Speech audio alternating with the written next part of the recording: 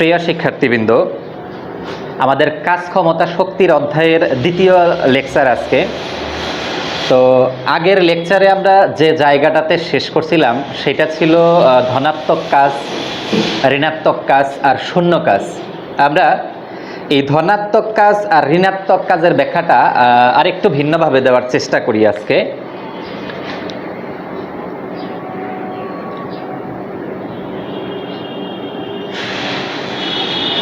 তো এটা একটা ফল, ধরে নিই এটা আপেল। তো এই আপেলের ভর যদি হয় m, তাহলে এই আপেলটাকে পৃথিবী নিচের দিকে তো mg বলে আকর্ষণ করে।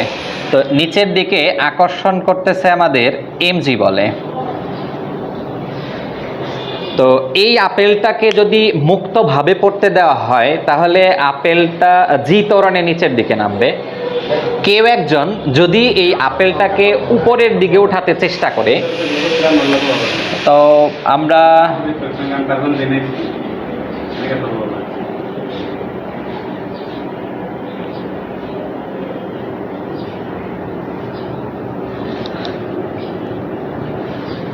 ধরে নিলাম কেউ একজন এই আপেলটাকে হাতে ধরে উপরের দিকে তুলবে। তো সেই ক্ষেত্রে তার কতটুকু বল প্রয়োগ করতে হবে? যদি ব্যক্তি mg পরিমাণ বল প্রয়োগ করে তাহলে কিন্তু আপেলটা উপরের দিকে উঠবে না, নিচের দিকেও নামবে না। যদি ব্যক্তি আপেলটাকে উপরের দিকে উঠাতে চায় তাহলে কিন্তু তার এই mg এর চাইতে বেশি বল প্রয়োগ করতে হবে। তো যদি ব্যক্তি mg এর চাইতে বেশি বল প্রয়োগ করে, সাপোজ f বল প্রয়োগ করে, সেটা কার চাইতে বেশি? mg এর চাইতে বেশি, তাহলে কিন্তু আপেলটা উপরের দিকে উঠতে থাকবে। তো এই উপরের দিকে উঠা অবস্থায় যদি ব্যক্তি এই বলটাকে, ব্যক্তির প্রয়োগকৃত বলটাকে এই আপেলের ওজনের সমান করে দেয় তাহলে কিন্তু আপেলটা ধ্রুব বলে উপরের দিকে উঠতে থাকবে। সেই ক্ষেত্রে একটা ধ্রুব বেগ কাজ করবে, যেখানে নিচের বল আর উপরের বলটা সমান হবে, তারপরেও আপেলটা কি উপরের দিকে উঠতে থাকবে। আমরা কিন্তু ধ্রুব বলের ব্যাখ্যা এর আগের দিন কিন্তু করছিলাম। তো এখন এই যে ব্যক্তি আপেলটাকে এই আপেলের ওজনের সমান বল প্রয়োগ করে উপরের দিকে উঠাচ্ছে, তো সেই ক্ষেত্রে এই ব্যক্তি কর্তৃক কাজের পরিমাণটা কত? আমরা ব্যক্তি কর্তৃক যে কাজ সেটাকে লিখতে পারি W = Fs।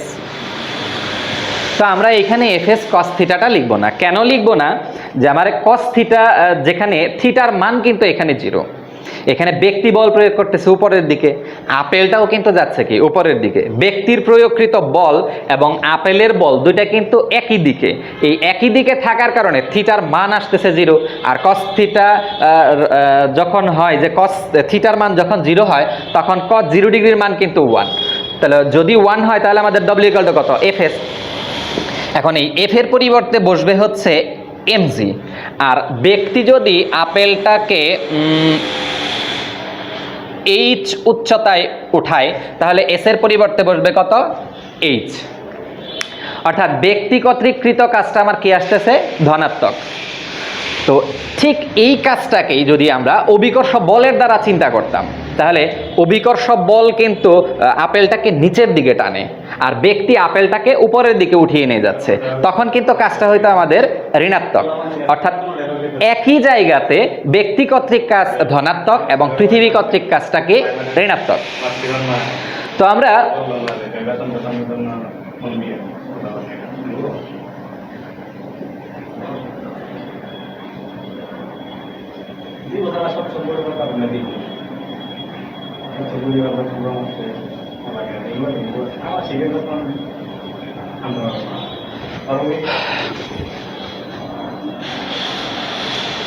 তো আমরা এইবার যদি চিন্তা করি যে ব্যক্তি যদি আপেলটাকে নিচের দিকে নামিয়ে নিয়ে আসে, আচ্ছা নিচের দিকে নামিয়ে নিয়ে আসতেছে, কিন্তু যদি নিয়ে আসে সেই ক্ষেত্রে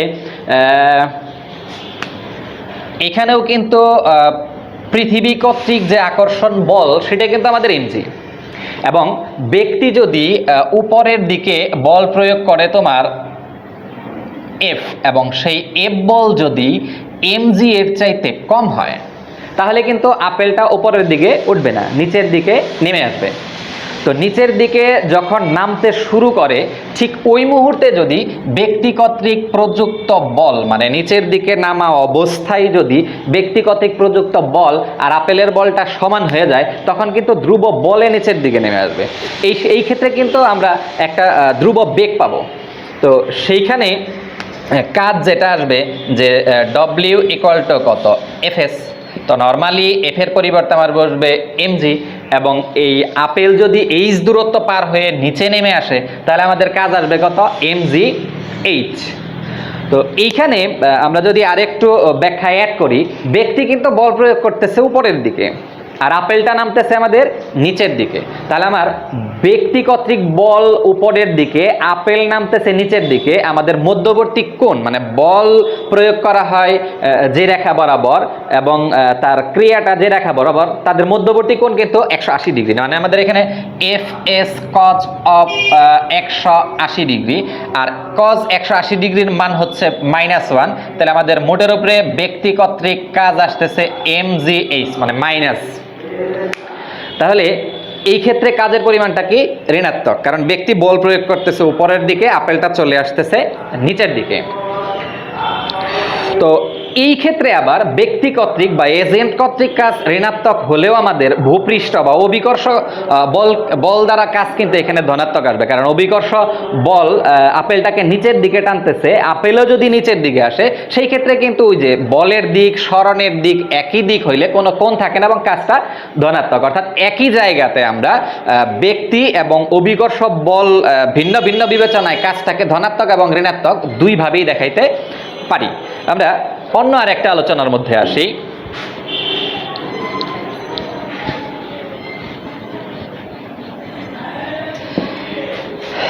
গতিশক্তি নিয়ে আমরা একটু ব্যাখ্যা করি। ধরে নেই এই একটা বস্তু, তো যার ভর এম, বস্তু যদি স্থির অবস্থায় থাকে তাহলে তার আদিবেগ কত আসে আমাদের, 0। এই বস্তুটার উপর এফ ধ্রুববল প্রয়োগ করায় বস্তুটার বলের দিকে সরণ ঘটে এস, এবং বেগ ইউ থেকে পরিবর্তিত হয়ে হয় ভি।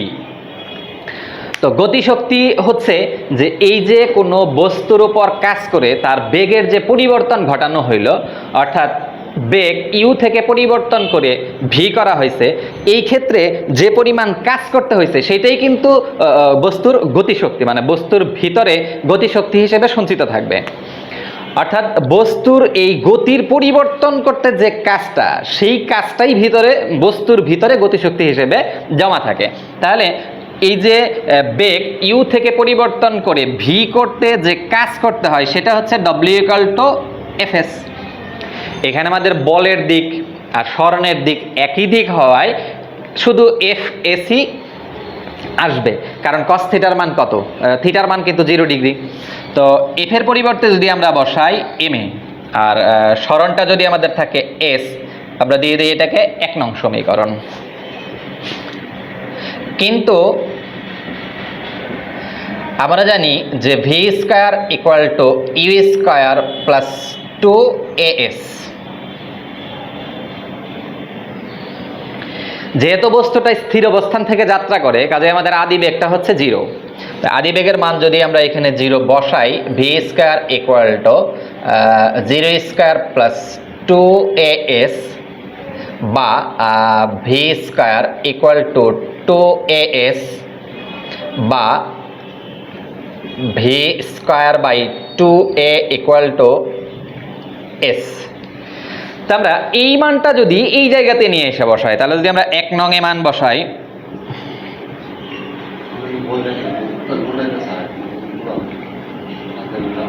এস এর মান বসিয়ে পাই W equal to M A V square by 2a, বা W equal to half of M V square equal to EK. তার মানে আমরা লিখতে পারি অতএব EK equal to half M V square. EK হচ্ছে গতিশক্তি, যেটাকে ইংরেজিতে বলা হয় কাইনেটিক এনার্জি। অর্থাৎ বস্তুর বেগ ইউ থেকে পরিবর্তন করে ভিতে নিতে যে পরিমাণ কাজ করতে হয় সেই কাজটাই বস্তুর ভিতরে গতিশক্তি হিসেবে জমা থাকে। তুমি যদি এখন প্রশ্ন করো যে স্যার আমরা যদি ধ্রুব বল প্রয়োগ না করে না আপনাদের ধ্রুব বল থাকুক কিন্তু বেগ যদি আদিবেগ যদি জিরো না হয়, আদিবেগ যদি জিরো না হয়ে অন্য কোনো একটা বেগ থাকে তাহলে গতিশক্তির ব্যাখ্যাটা আমাদের কেমন হয় আমরা একটু দেখি। যে সেই ক্ষেত্রে আমাদের ধরে নিলাম যে বস্তুটা ইউ আদি বেগ নিয়ে চলমান ছিল, মানে এই বরাবর বস্তুটা একটা বেগ নিয়ে চলমান ছিল। তো একটা বেগ নিয়ে চলমান থাকা অবস্থায় তার উপরে এফ বল প্রয়োগ করা হয়। তো এফ বল প্রয়োগ করলে সে এস দূরত্ব অতিক্রম করে এবং বেগ পরিবর্তিত হয়ে কি হয়, ভি হয়। সেই ক্ষেত্রে ইউ কিন্তু জিরো না, মানে ইউ আদি বেগ নিয়ে বস্তুটা চলতেছিল, আমরা বল প্রয়োগ করে বস্তুটাকে একই দিকে সরণ ঘটাইলাম। সেই ক্ষেত্রে আমাদের ডব্লিউ ইকুয়াল টু কত, এফ এস সেম।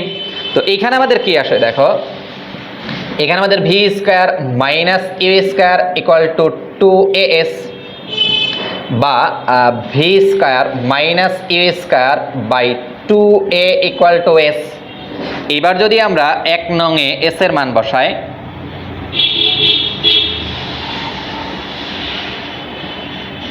বসিয়ে পাই, তাহলে আসে আমাদের w equal to M a গুণন v square minus u square by 2a বা w equal to half of M V square minus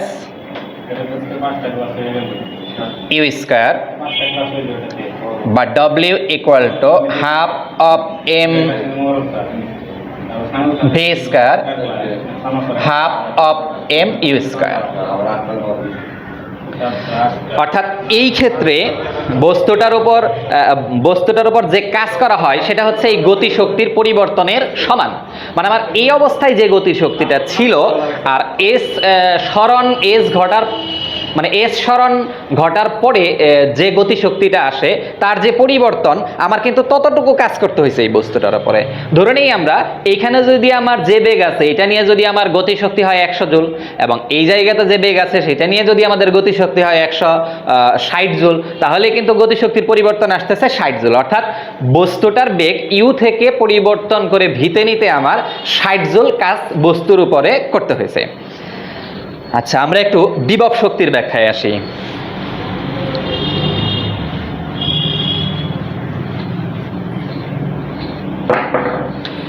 বিভব শক্তিটা হচ্ছে কোনো বস্তুকে তার আদি অবস্থান থেকে পরিবর্তন করে অন্য কোনো অবস্থানে নিয়ে গেলে বস্তুর ভিতরে যেই পরিমাণ শক্তি বা এনার্জি জমা থাকে সেটাকে বলি আমরা বিভব শক্তি। তো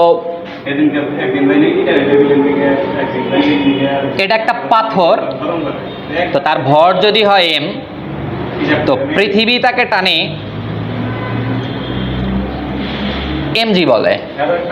তো এটা ধরে দিলাম আমরা ভূপৃষ্ঠ, পাথরটা আমাদের ভূপৃষ্ঠের উপরে আছে। তো পাথরের ওজন এমজি, পৃথিবী তাকে এমজি বলে নিচের দিকে আকর্ষণ করতেছে। তো এই পাথরটাকে যদি আমরা বল প্রয়োগ করে এই বক্সের উপরে তুলে দেই,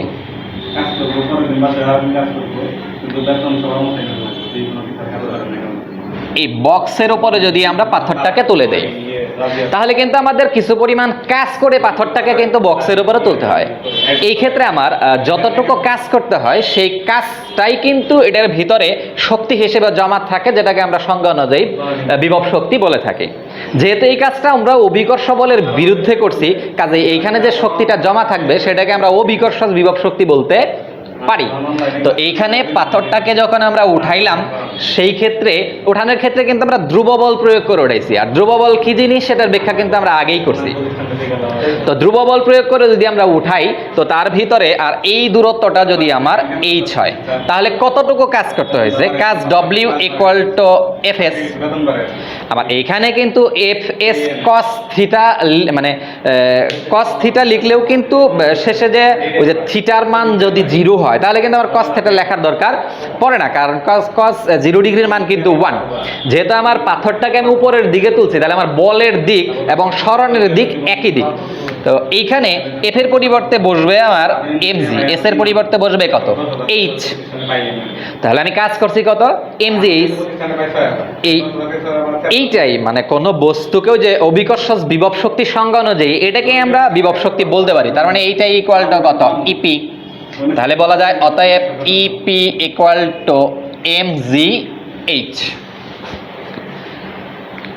আবার কোনোভাবে যদি বস্তুটা নিচে পড়ে, তাহলে কিন্তু এই বস্তু নিচে পড়ার জন্য যতটুকু কাজ করে আমরা বস্তুটাকে উঠাইছিলাম, ঠিক ততটুকু কাজ কিন্তু বস্তু করে ফেলবে।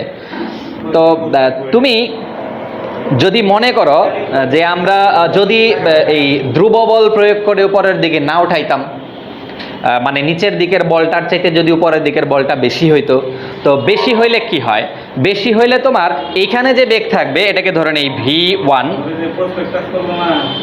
আর এইখানে যে বেগ থাকবে সেটাকে যদি ধরে নেই v2। মানে আমরা যদি এই ধ্রুব বেগে না উঠাই, mg এর চাইতে বেশি বল প্রয়োগ করে উপরের দিকে উঠাই, সেই ক্ষেত্রে এই জায়গার বেগ আর এই জায়গার বেগটা এক থাকবে না।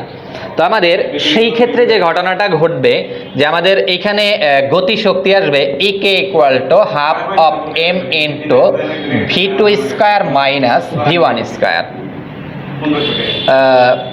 তাহলে আমাদের এই ধ্রুব বেগে না উঠাইয়ে বল বেশি দিয়ে এক্সট্রা বল বেশি দিয়ে যদি একটু বেগ সৃষ্টি করা হয়, তাহলে আমাদের এই বিভব শক্তির ক্ষেত্রে যে যতটুকু কাজ হবে গতিশক্তির ক্ষেত্রে মানে আর একটু গতিশক্তি হিসেবে আরো কিছু বাড়তি কাজ করতে হবে।